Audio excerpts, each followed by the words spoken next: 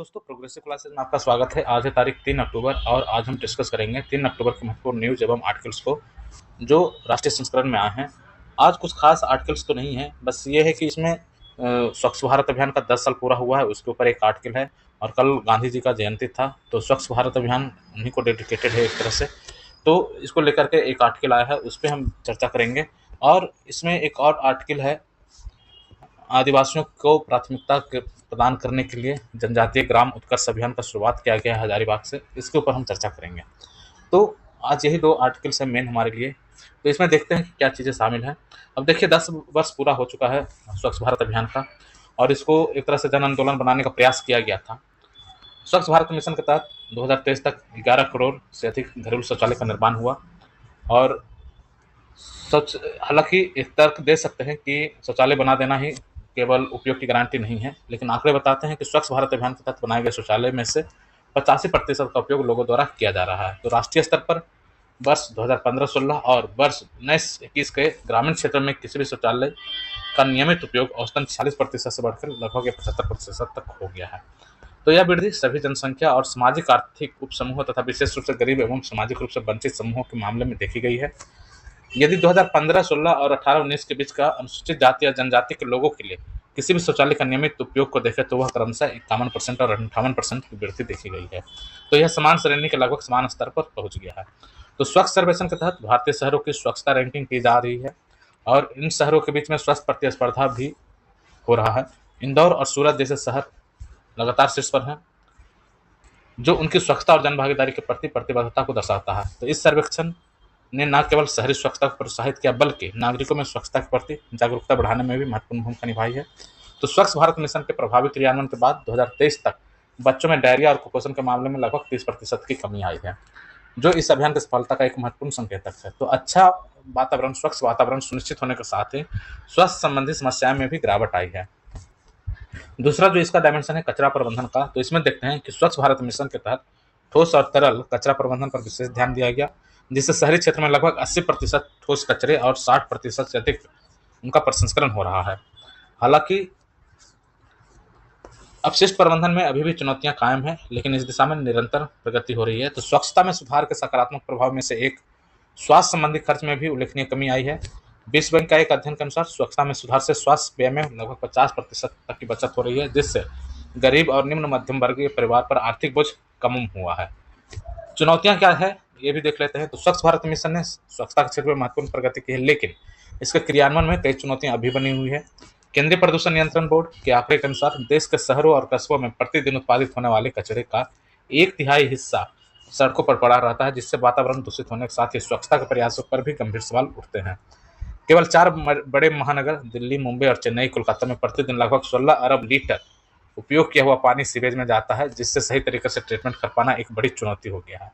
वहीं दूसरी ओर तरल कचरा प्रबंधन का कार्य भी बड़ी चुनौती है। इसके अलावा एक चुनौती कचरा पुनर्चक्रण की भी है। तो ठोस, तरल और कचरा का पुनर्चक्रण, ये चुनौतियां हैं। कचरा पुनर्चक्रण में यदि देखें तो अपशिष्टों को अलग अलग प्रकार के संग्रहित करना और उसका सही तरीके से निपटान करने की व्यवस्था में सुधार आवश्यक है।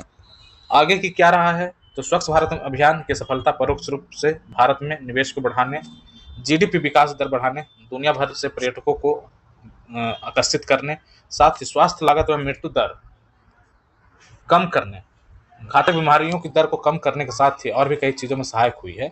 यह अभियान हजारों वर्षों से चली आ रही खुले में शौच की आदत में परिवर्तन एवं स्वच्छता को जीवन शैली का अंग बना रहा है। तो देखा जाए तो किसी भी कार्य की सफलता लोगों की मानसिकता पर निर्भर करती है। पहले लोग कहीं भी कचरा डाल देते थे, थूक देते थे, शौच कर देते थे, परंतु इस अभियान के बाद लोगों की मानसिकता में सकारात्मक बदलाव देखने को मिला है। आम आदमी कहीं भी कचरा डालने या थूकने से पहले सोचता है। यह स्वच्छ भारत अभियान की बड़ी सफलता है। तो कहा जा सकता है कि स्वच्छ भारत अभियान प्रगति पथ पर अग्रसर है, लेकिन मंजिल अभी भी दूर है। तो स्वच्छता से संबंधित हस्तक्षेप करते समय यह ध्यान रखना चाहिए कि शौचालय निर्माण सामाजिक मानदंडों पर आधारित हो, न कि लक्ष्य उन्मुखी रणनीतियों पर। कहा जा रहा है कि जो शौचालय का निर्माण हो सामाजिक मानदंड पर आधारित हो, न कि लक्ष्य उन्मुखी रणनीतियों पर। प्रायः ऐसा देखा गया कि सामाजिक मानदंडों की अनदेखी करने वाली नीतियां अपने वास्तविक उद्देश्य को प्राप्त करने में असफल रहती है। तो पूर्व के अनुभवों से ज्ञात होता है कि समुदाय आधारित प्रयास, जिसमें समाज के सभी वर्गों को साथ में लेकर कार्य किया गया है, उनसे लोगों के स्वास्थ्य व्यवहार में परिवर्तन आया है। तो सरकार को नियमित शौचालय उपयोग, स्वच्छता और सुरक्षित स्वच्छता प्रथाओं के महत्व पर बल देते हुए लक्षित एवं समुदाय विशिष्ट अभियानों के माध्यम से व्यवहार परिवर्तन को बढ़ावा देने के प्रयास को तीव्र करना चाहिए और स्वच्छता सुविधाओं एवं प्रथाओं का स्वामित्व लेने के लिए समुदाय को शामिल करना होगा। ठीक है।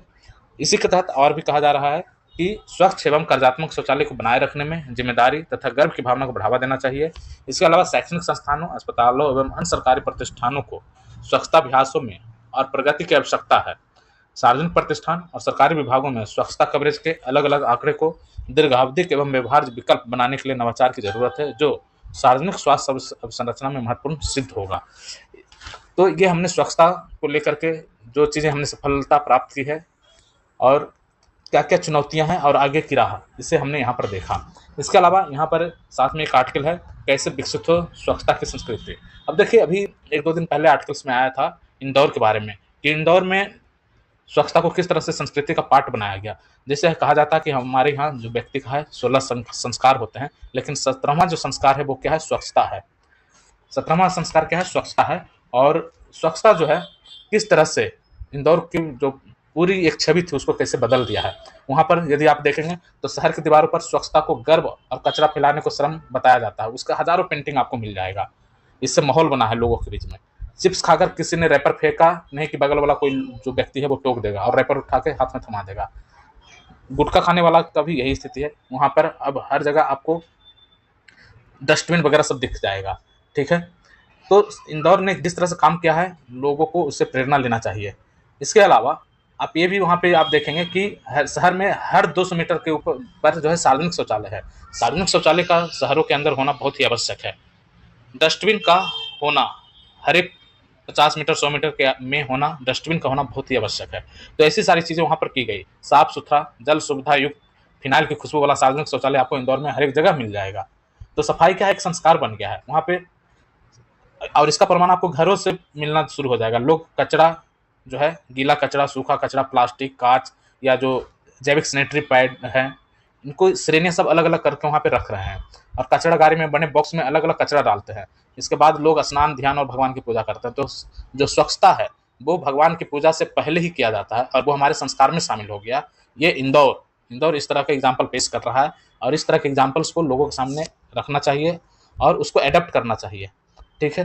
तो सफाई कर्मी के प्रति भी एक रिस्पेक्ट की भावना बहुत ही आवश्यक है, क्योंकि आप सोचो कि अगर घर में कचरा पड़ा हो और कोई उठाने नहीं आया तो कितनी गंदगी फैल जाएगी। तो सफाई कर्मी जो है वो आपके नौकर नहीं बल्कि मित्र हैं। ये भाव के साथ हमें समाज में उनको एक रिस्पेक्ट देना चाहिए। तो स्वच्छता क्रांति जो है सामाजिक इकाई को भी बांटता है और जो सरकारी दस्तावेज से नागरिक तक इन्हें सेवक या नौकर नहीं बल्कि स्वच्छता मित्र कहा जाना चाहिए। कार में बैठे लोग भी सफाई मित्र को नमस्ते करते हैं। तो इस तरह का जो भावना है ये आपको स्वच्छता के प्रति एक जो संस्कार मिला है उसको डेवलप करने में महत्वपूर्ण रोल निभाएगा। तो ये एक एग्जाम्पल हमने एडिशनल इंदौर को लेकर दिया कि इंदौर में किस तरह से चीज़ें परिवर्तित हो रही हैं। अब यहाँ पे देखते हैं कैसे विकसित हो स्वच्छता की संस्कृति। तो स्वच्छता की संस्कृति का एग्जाम्पल यहाँ पे बहुत शानदार एग्जाम्पल है इंदौर को लेकर के, इसी कारण यहाँ पे हमने डाला था। ठीक है। तो इसमें क्या आर्टिकल है देख लेते हैं। तो स्वच्छता की संस्कृति विकसित करने के लिए सबसे पहला कदम व्यवहारगत परिवर्तन है। लोगों को यह समझने की जरूरत है कि स्वच्छता केवल सरकारी कार्यक्रम या पहल नहीं बल्कि यह हर नागरिक की जिम्मेदारी है। इसके लिए बच्चों को बचपन से ही स्वच्छता के महत्व के बारे में शिक्षित करना चाहिए। स्कूल और समुदाय में स्वच्छ भारत स्वच्छता अभियान चलाए जाने चाहिए ताकि लोग इसे अपने जीवन का हिस्सा बना सकें। जन भागीदारी और सामुदायिक सहयोग भी महत्वपूर्ण है। जब तक लोग स्वच्छता अभियानों में स्वेच्छा से भाग नहीं लेते तब तक किसी भी अभियान की सफलता संपूर्ण नहीं हो सकती। हमें यह सुनिश्चित करना होगा कि लोग स्वच्छता के प्रति उत्साहित हों और इसे अपनी जिम्मेदारी समझे। इसके लिए व्यापक स्तर पर जागरूकता अभियान व स्वच्छता से जुड़े सामाजिक आयोजन होने चाहिए।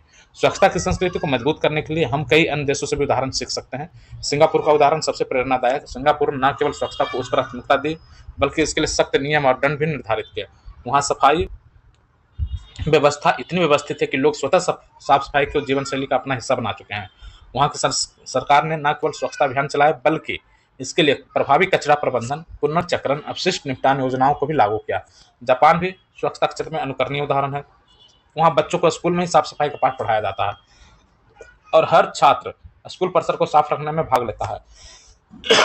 सॉरी। इस तरह स्वच्छता को जीवन के हर पहलू से जोड़ा जाता है। जापान की संस्कृति में सफाई को नैतिक और सामाजिक जिम्मेदारी माना गया है और इसे लोगों ने पूरी ईमानदारी से अपनाया है। सच यह है कि आम लोग अपने आसपास के माहौल से प्रभावित होते हैं और उसी के अनुकूल उनकी जीवन शैली तय होती है। इसलिए सरकार या शासन को अपनी ओर से इस तरह का माहौल बनाना चाहिए।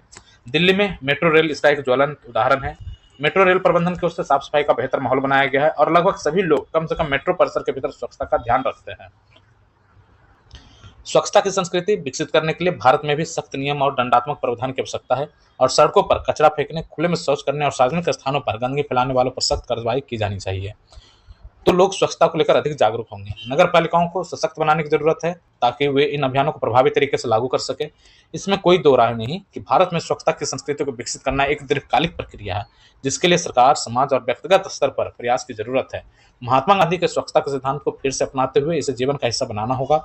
अन्य देशों के उदाहरण से सीखकर और स्वयं के संसाधनों का सही उपयोग करके हम एक स्वच्छ और स्वस्थ भारत की नींव रख सकते हैं। यह हमारे पर्यावरण, स्वास्थ्य के साथ ही देश के विकास और सम्मान के लिए आवश्यक है।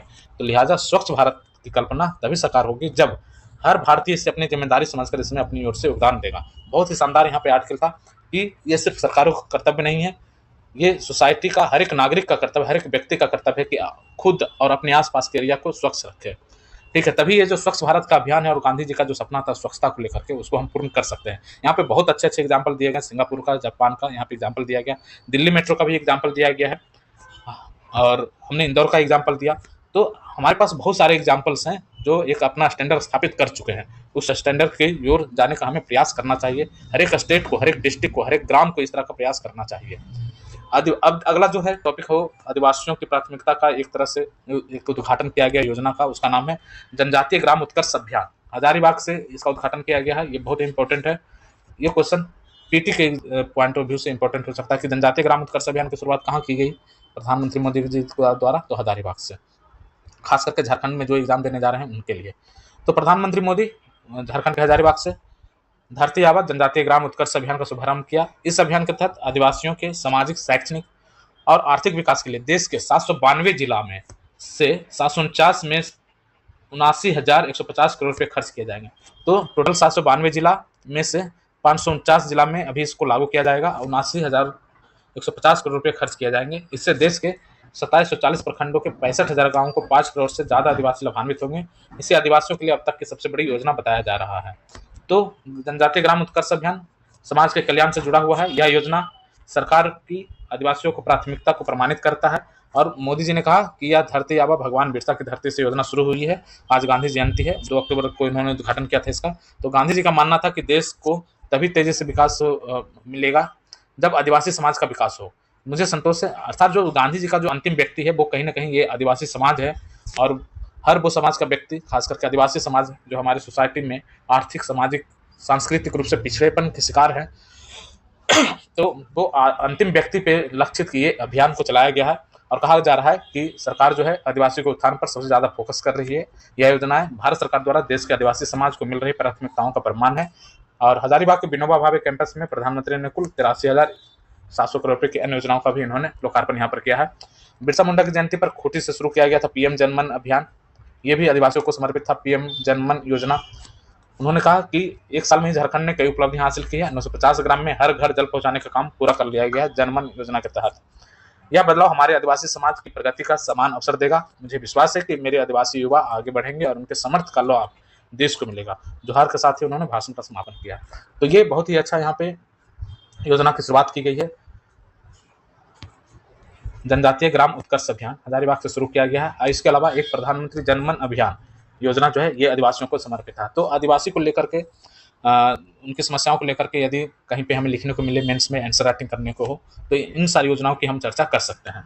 तो ये हमारा आज का आर्टिकल था। ये 2 महत्वपूर्ण आर्टिकल हमें देखने को मिले आज राष्ट्रीय संस्करण में। कुछ खास नहीं था बहुत ज़्यादा, लेकिन स्वच्छता को लेकर के काफ़ी गंभीर चीज़ें इसमें लिखी गई थी और काफ़ी अच्छा आर्टिकल था ये। तो इसी कारण हमने इसे डिस्कशन में शामिल किया है। अगले दिन हम किसी अन्य आर्टिकल और न्यूज़ के साथ आपके साथ मिलते हैं। तब तक के लिए धन्यवाद। जय हिंद।